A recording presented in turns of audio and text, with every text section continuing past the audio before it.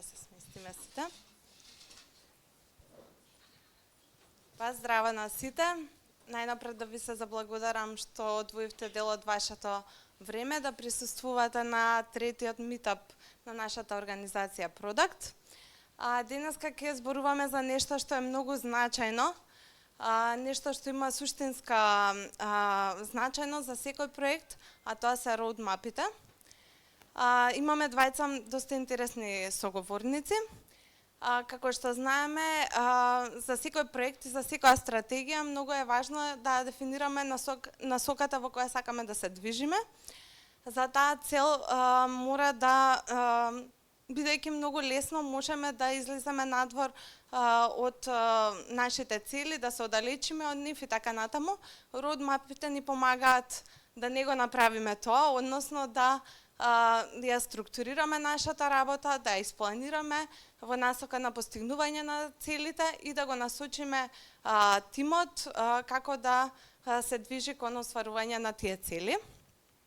Како што спомнав, денеска ќе имаме двајца интересни соговорници кои што ќе ни го искажат нивното искуство на тема Roadmap. Тоа се Јована Тозија и Иван Вукелик. Прва ќе започне Јована Тозија. Јована е сениор продукт менаџер со долгогодишно искуство во индустријата, најнапред како дел од компанијата InPlayer, која што подоцна прераснува во GVPlayer, а од скоро, поточно од следната недела, ќе биде дел од на нова позиција, исто продукт менаџер во друга компанија, тоа е Sintra Payroll Solutions.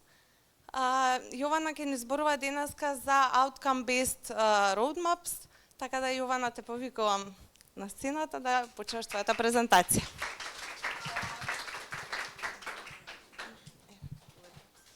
Со микрофон? Па може и со микрофон.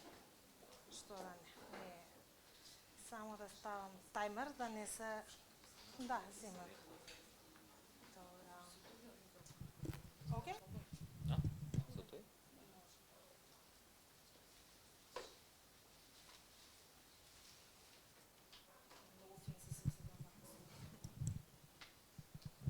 Се слушаме? Океј, добро.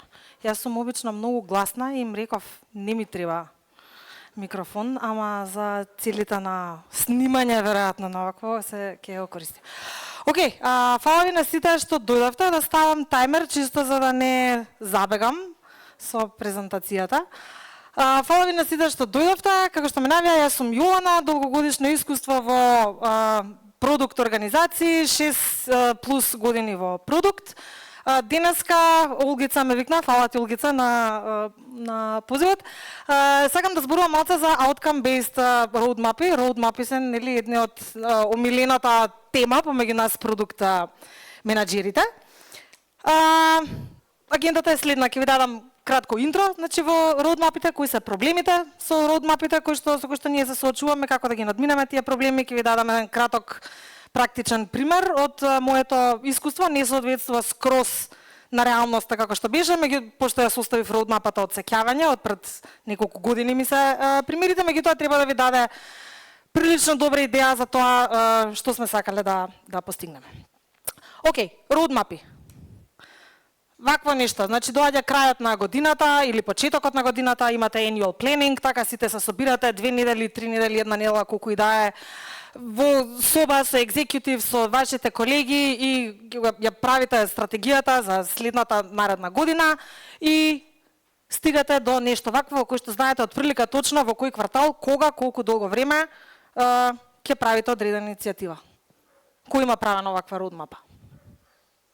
Така, очекував. И почнува годината, јануари, нели, средина на јануари никаде, тука да речеме, оваа иницијатива се зафркнува скроз, двајца од девелоперите се разболуваат, оваа иницијатива иде во Q2 и после 2 недели, 3 недели откако сте почнале, ова веќе нема тотално никаква врска со реалноста.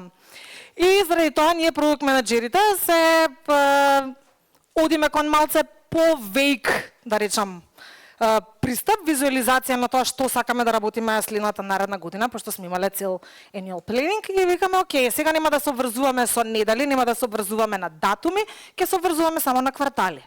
Така, и сме направиле планирање со тимот, со инженеринг лидовите и така натаму, викам, окей, ние сме сигурни дека во Q1 можеме да правиме деливер на ова, во Q2 можеме на ова, во Q3 на ова и така натаму. И исто така што се случува, значи во средината на Q1, крај на Q1, iOS апликацијата не може да отиде на продукција, заради тоа што на Apple му треба многу време, имаме проблеми со language localization, со third party vendors и така натаму, и све тоа се шифтнува во Q2. И пак ова колку и да е веик, само со кој нема врска со реалноста.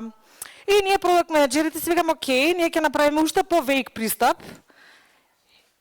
и ќе дадеме една ваква визуализација на нашата родмапа. Ова е тоа што го правиме сега, ова е тоа што ќе го правиме следно, ова е веќе валидирано, ресерчот е направен, знаеме дека има вредност за фирмата, знаеме дека има вредност за клиентите, а се што е уште не е така флашт аут, се е во летер и не се обврзуваме на никакви квартали, на никакви датуми. Кој правел ваква родмапа? Та не толку многу, ќе очекував повеќе.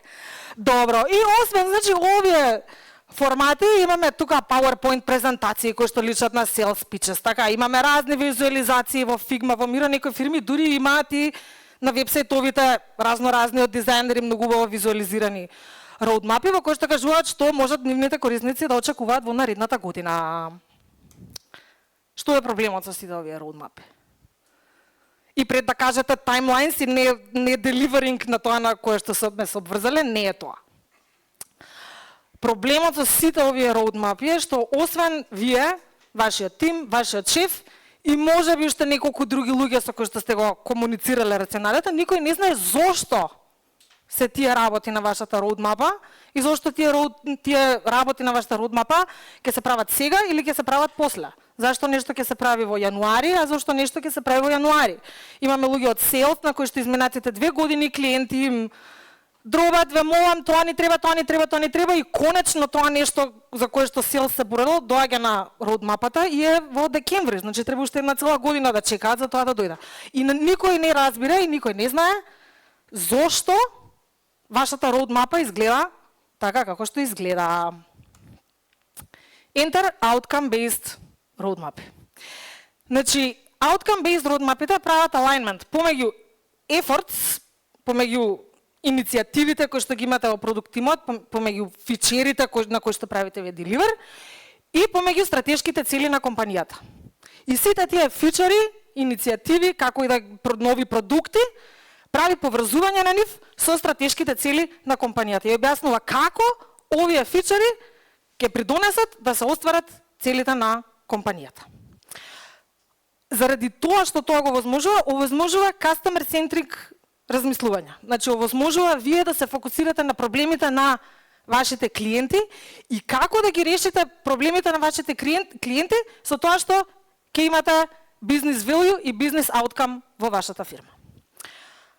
Исто така овозможува да се прилагодите на маркет, на пазар кој што се менува. Заради тоа што, нели, поготово во денешно време, пазарот и макроекономските ситуации се менуваат премногу и на сите нас најмалце еднаш ни се случило роудмапата комплетно да се смени и да избришеме се што е од роудмапата и да ставиме нешто, да, еве гледам глави климаат во позадина, и да ставиме нешто ново. Меѓутоа и целата роудмапа да избришеме и да правиме скроз нова роудмапа со скроз нови иницијативи, ние пак тие иницијативи нови кои што ги ставиме на роудмапата, може да ги поврзаме со остварување на стратешките цели на компанијата. И тоа е целата поента на овие outcome based roadmap. И заради тоа што се комуницира тоа рационале помеѓу сите тимови, овозможува многу полесна крос-тим колаборација. Значи, доколку вие имате efforts кои што бараат не само инволвмент од вашиот тим, туку и од други тимови, ви треба DevOps, ви треба Data Science, ви треба што знам ја, многу е полесно да добиете од нив buy-in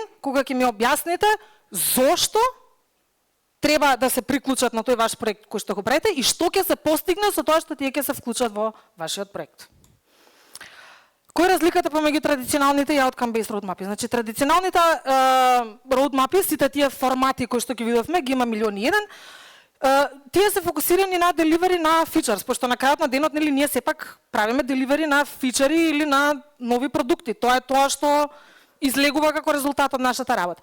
И тие се фокусирани на деливери на фичери. И успешноста на тие роудмапи се мери по тоа дали фичерите кои што се на роудмапата биле испорачани или не. Ако вие сте имале 10 фичери на вашата роудмапа на почетокот на јануари, и доаѓа декември, и сите тие 10 фичери што сте ги имале се испорачани, се на продукција, вие одите кај вашиот шеф и викате: шеф, еве, повелете, каде е моето покачување, каде е моето напредување, јас направив деливер на се што се договоривме. Дали тоа што ние сме направиле деливер на продукција прави некаква разлика во светот, во овие традиционални роудмапи е тотално нерелевантно. За разлика од outcome-based roadmapите, каде што не се мери успехот по тоа колку фичери и какви фичери ние сме правиле деливер, него се мери аутпутот. Се мери што сме постигнале со тоа што сме направиле деливер на тие фичери. И тоа е основната разлика помеѓу овие две. И фокусирани се нели на остварување на целите. Има разноразни формати, ние како продукт менаџери многу сакаме формати, канваси, нели секакви структури. Нема да ви кажувам сега тука кои да ги користите или какви се има, меѓутоа главните одлики, главните компоненти на овие outcome-based roadmap се следниве. Како прво има outcomes, кои што се јасно дефинирани и мерливи цели. Значи таа цел која што ние сме си ја задале, треба да може да ја измериме. Например, increase customer retention by 10%. Значи, customer retention ние метриката која што ние сакаме да ја мериме и со тоа што ние ќе правиме деливер на одредени фичер или продукти, ќе мериме дали тој retention rate се зголемил, да речеме, од 70 на 80%. Во таа roadmap има исто така иницијативи. Значи, сите тие фичери, now, next, later, Q1, Q2, сите тие фичери ги има пак таму во таа roadmap. Меѓутоа тие фичери се поврзани со целите кои што сакаме да ги постигнеме. И да речеме на тие иницијативи, ние може да имаме иницијатива што се вика Optimize Churn Flow, заради тоа што доколку ние направиме Optimize на Churn Flow-то, со тоа ќе го зголемиме нашиот retention rate. Или можеби, например, не знам, ако многу корисници си одат заради тоа што продуктот е скап, ќе направиме промена на прайсинг плановите на нашиот продукт и на тој начин ќе пробаме да задржиме повеќе корисници тука. Обавесно имаат метрики, тоа се значи KPIs кои што ги мериме и многу е битно тие метрики да бидат важни да можеме да ги измериме. Значи не само да ставиме одредена метрика која што е фенси збор и да немаме начин, ќе ви кажам во некои од наредните слайдови.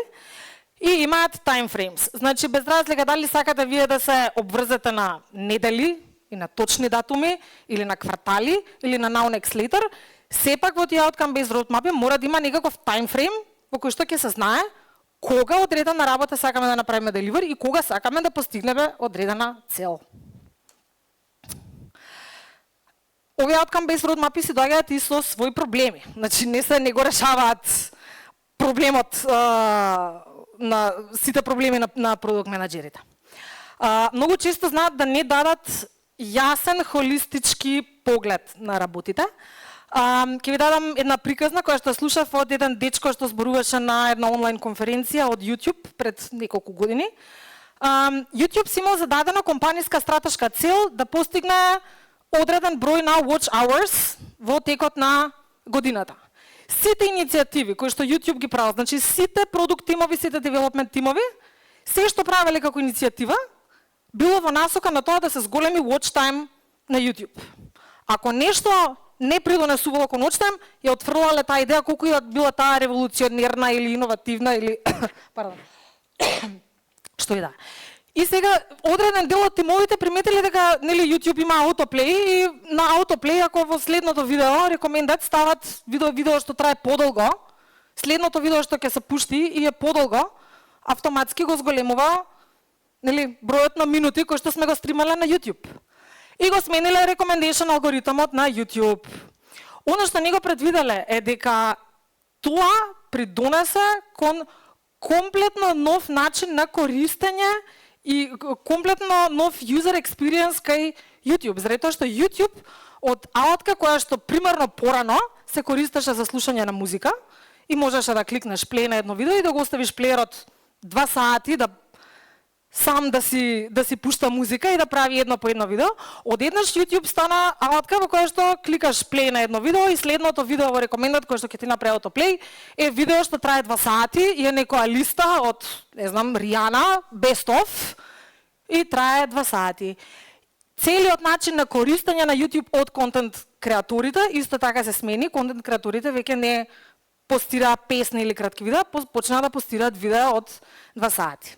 И никој, кога го менувале ова, никој немал појма дека целокупниот начин на користење на YouTube ќе се смени заради менување на одреден алгоритам со цел да се постигнат нели одредени таргети. Така да, колку и да сакате вие да ја постигнете целта, секогаш имајте ја предвид големата слика и што тоа што ќе го направите, иако ја постигнат целта што ја сакате, ќе значи за комплетното корисничко искуство на вашиот продукт, без разлика дали е B2B или B2C. Точните метрики тешко се одредуваат некогаш. Постојат многу shiny metrics, vanity metrics ги викаат, број на регистрирани юзери, број на даунлоудирања на апликација, број на page views, link clicks и така натаму. И тие се пред инвеститори, пошто се многу големи бројки, се супер. Каков одраз имаат во реалниот живот и што значат тие за бизнисот? Апсолутно ништо. Значи, тотално е небитно колку пати одредена апликација била даунлоудирана. Битно е дали таа апликација се користи, дали корисниците плаќаат за таа апликација и дали таа апликација му носи пари на бизнисот и корисниците се задоволни од тоа што им го нуди апликацијата. Cross-functional alignment, значи секогаш, без разлика колку и да можете вие колку сите почнат да користат outcome-based roadmap-и, сите ќе имаат многу повеќе cross-team collaboration и сите ќе сакаат многу повеќе involvement од сите други тимови за да ги освојат своите цели. И ќе биде потешко да успеете да убедите некого да дојде да работи заедно со вашиот тим на постигнување на одредени цели, зашто и тие ќе имаат своји иницијативи кои што исто така бараат многу различни cross-team collaborations. Тракирање на прогрес, значи тракирање на метриките. Јас работев во фирма во која што имав at my disposal цел data engineering team, цел data science team и цел product analytics team. Имавме 3 BI платформи, од кои што 2 беа self-served, едната ми требаше малку помош од инженерите и мене сепак ми беше тешко, некогаш и невозможно за одредени иницијативи да ги најдам и да ги мерам метриките што треба да ги мерам. И доколку немате воспоставено таква инфраструктура или немате таков manpower, тоа може да биде уште потешко. И нормално резистанс, значи доколку целиот живот претходно вас ви го мереле успехот по тоа колку фичери сте направиле вие деливер, сега одеднаш треба да ви го мерат успехот по тоа дали тие фичери се користат и дали со користењето на тие фичери се исполнила одредена цел. И првата реакција е, нели, што ми е мене гајле што селс не може да го продава продуктот, тоа е нивна работа, еве им го фичерот, ние нашето го завршивме, одете, правете муавет со нив. Така да ќе наидете и на тоа низ организацијата. Ова е само еден многу краток пример кој што, како што ви кажав, не соодветствува скрос на реалноста, пошто го правев од сеќавање. Ова е роудмапа од пред 2 години. Во InPlayer правевме комплетен ревамп на нашата Analytics платформа, која што беше многу outdated, многу стара, никој не кеше да ја чепне, а сите наши клиенти и корисници беа незадоволни од неја. И ние го направивме целиот ресерч, правевме discovery, еден куп интервјуа со клиенти, ресерч на маркетот и така натаму. И после сето тоа стигнавме до нешто вакво, нели? Сега ќе направиме проведен revenue dashboard и predictions и после тоа ќе ги направиме овие иницијативи и после тоа понатаму годината ќе направиме овие иницијативи. И после тоа рековме, чекај малце, ајде да направиме еден step back и да си кажеме што сакаме ние да постигнеме со тоа што еве ќе ги смениме аналитиките комплетно, што сакаме ние да постигнеме. И си се дадовме цел дека ние сакаме да бидеме best in class analytics provider во нашата индустрија. И што тоа значи best in class во нашата индустрија? Си рековме во нашата индустрија за да бидеме best in class, прво треба нашите клиенти моментални да бидат задоволни од нас. И го направивме следново. Направивме 4 milestones, квартални од прилика и рековме, окей, за да бидеме best in class, после првиот релиз, не е ни алфа релиз, сакаме да имаме 3 моментални клиенти, кои што ни се сега клиенти и се незадоволни, да го користат новиот продукт. После 6 месеци сакаме да имаме 10 клиенти, наши, постоечки, кои што ќе го користат моменталниот продукт, новиот продукт. После 9 месеци сите enterprise customers и на крај, кога се ќе биде GA, сите нови клиенти кои што ќе ги подпишуваме, да се онбордат директно на новиот Analytics. И кога се навративме на ова, ние свативме дека за нашите моментални клиенти да ги убедиме да се префрлат на новата аналитика, predictions not gonna do much for them.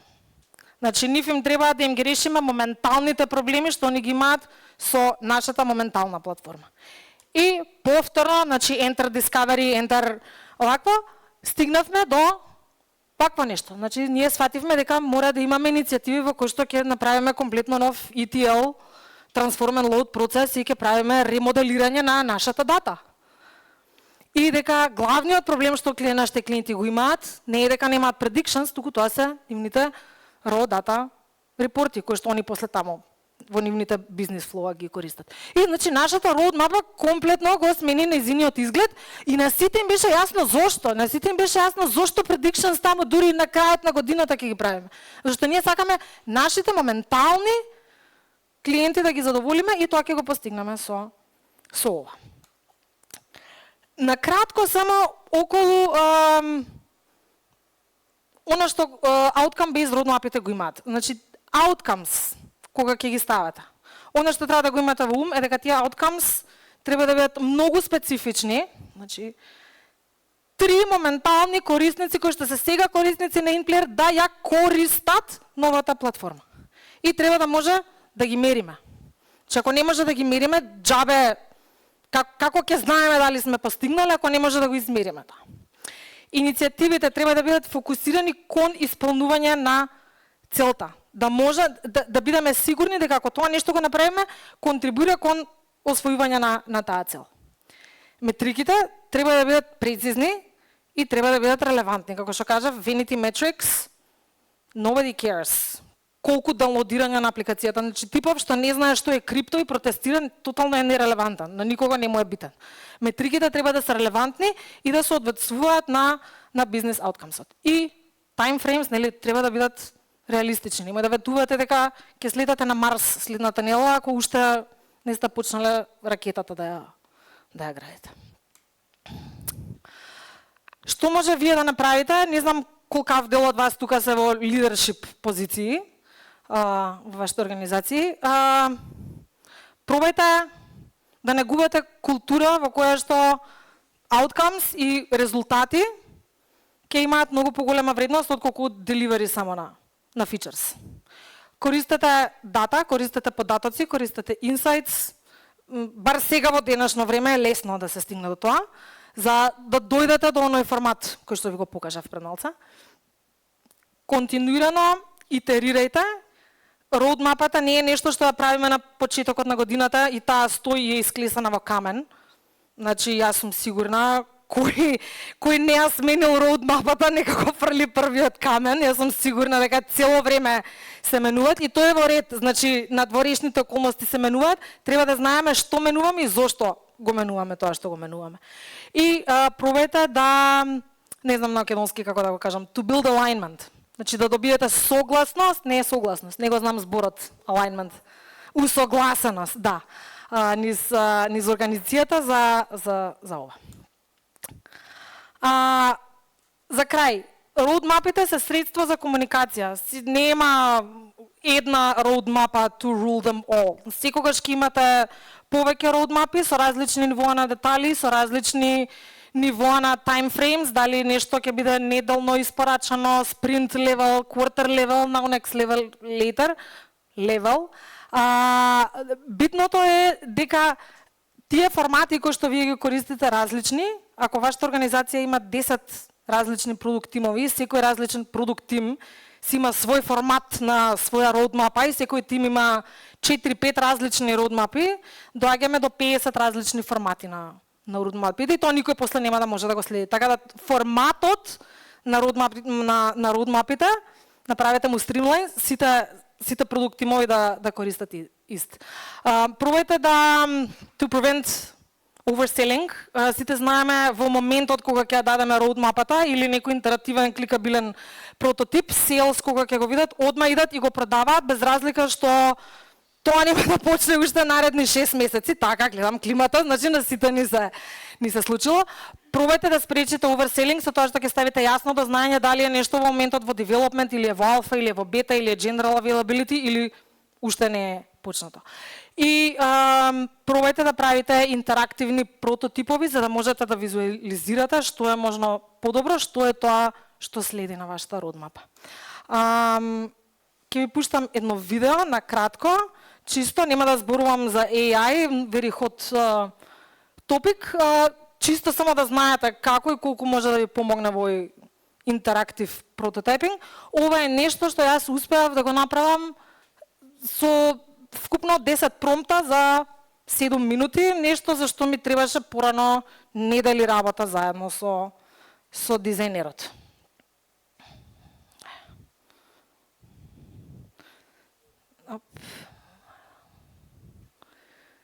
Значи му кажав нејато, окей, сакам да ми направиш сплеш пејдж, доаѓам нели од онлайн видео индустријата, направи ми сплеш пејдж за онлайн концерт кој што ќе се наплаќа и додади неколку секции во прототипот, стави featured artists и така натаму. И ова тука што го гледате е буквално искреирано за 7 минути. Не само што е искреирано, е супер, него интерактивен и кликабилен. И вие може да снимите видео, може да имате линкови до прототипи. Значи, постојат сега милиони и една алатки со кои што може да го направите ова, меѓутоа многу полесно и поубаво ќе доловите што сакате и еве се. Значи, како што може да видите, ова е интерактивно и кликабилно. И ова е се направено во рокот 7 минути.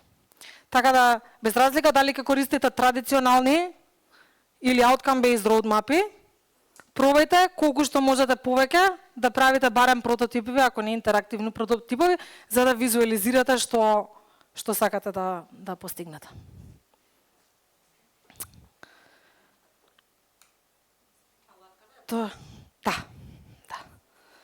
Да, има Lovable, V0, значи повеќе ги има, не тотално сум нјуби во нивното користење, не сум ни близко до proficient, ама ова е од прва, со 7 минути. Чекај са. Следниот слайд, вака, еве. Кој сака да знае повеќе, во презентација ги вклучив линковите од кај што користев литература, го има например курсот кој што го правев за овој интерактивниот прототип, неколку линкови со книги. Кој сака, пишете ми на LinkedIn, ќе ви пратам делот, ќе ви пратам презентацијата или Олга, не знам ако ќе да. Така да тоа е тоа. Па.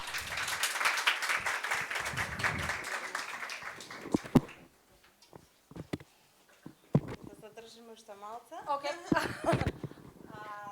Хвала ти, Јована, за прекрасната презентација. Сега имаме дел каде што можеме да ја поставиме на нашата говорничка Јована некој прашање поврзано со презентацијата или незината работа, значи слободни сме во тој дел. Прашање има?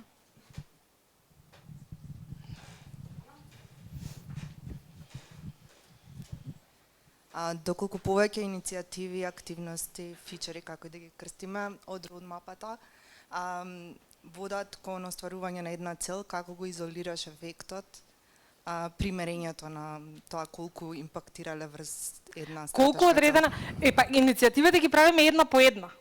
Иначе правиме прво една иницијатива и мериме колку таа иницијатива придонела, да речеме, кон зголемување на retention rate-от. И ако зголемило од 70 на 72, знаеме дека од прилика придонела за 2%. После тоа правиме следната иницијатива, па пак мериме и гледаме дали се зголемил или можеби се намалил, не дај Боже. Меѓутоа, во принцип ги правиме, моето искуство е секвенцијално и мериме фичер по фичер, иницијатива по иницијатива. Фала.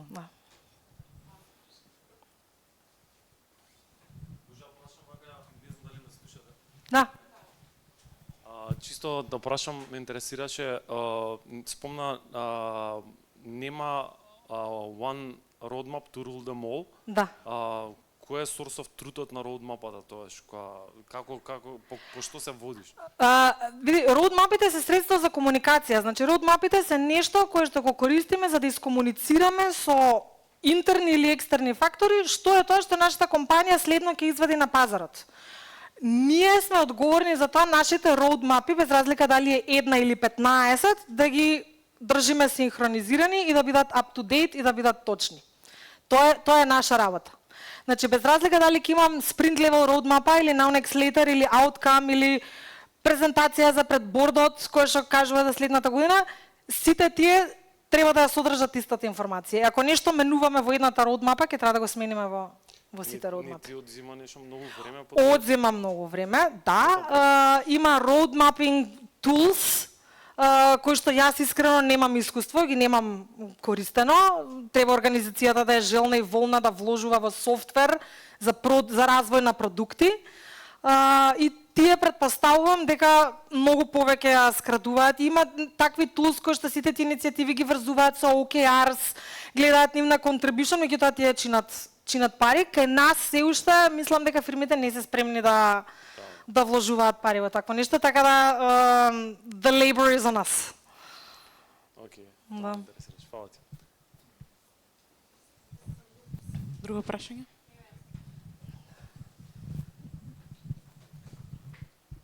Сакав да прашам, може да слайдот кај што последниот пример го имавме?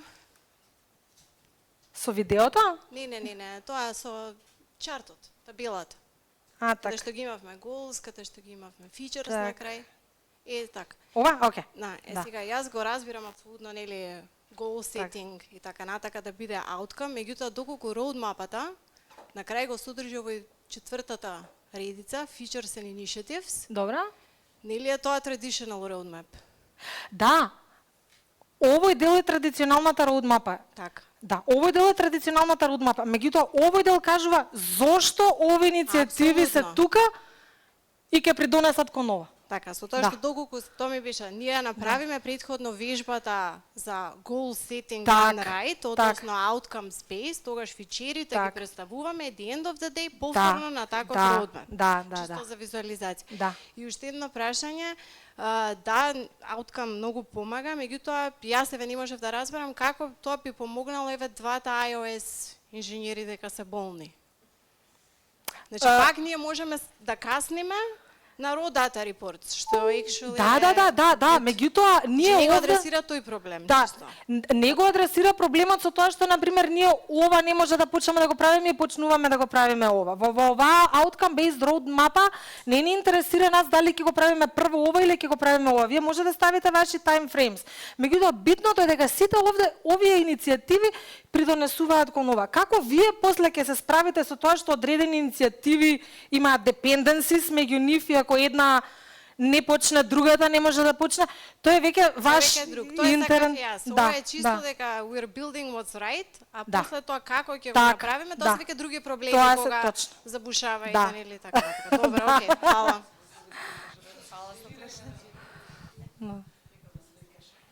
Уште некој прашање?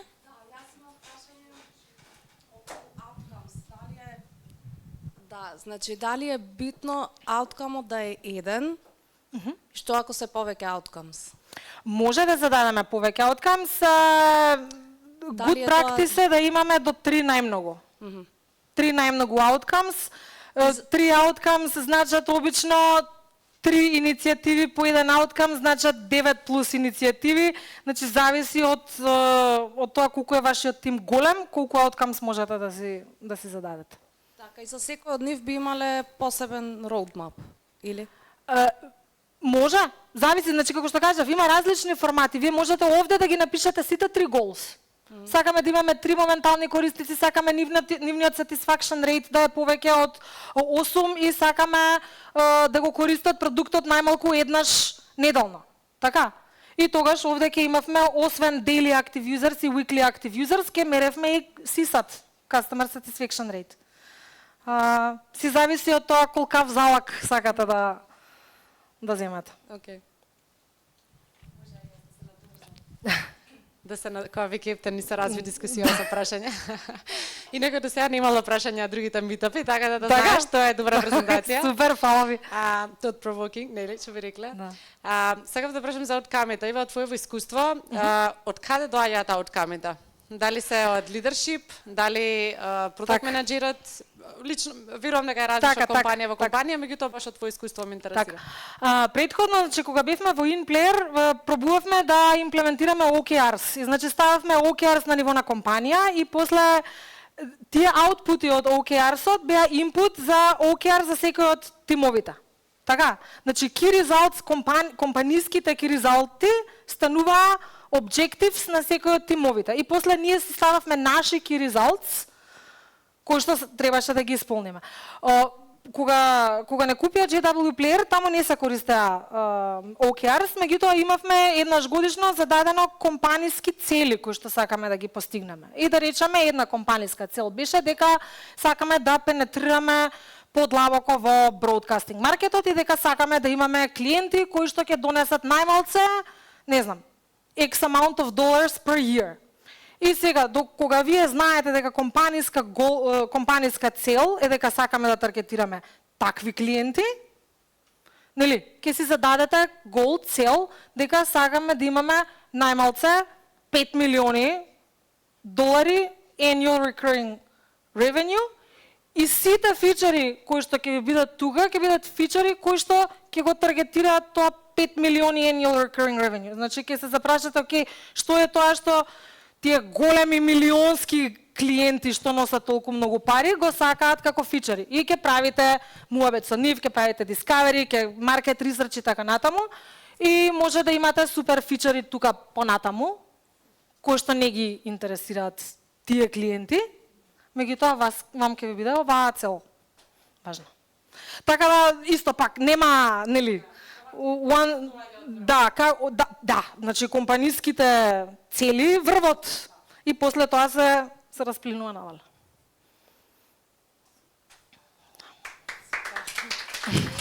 Фала. И фала за прашањето. Да, супер прашање. Фала ти, Јована, уште еднаш.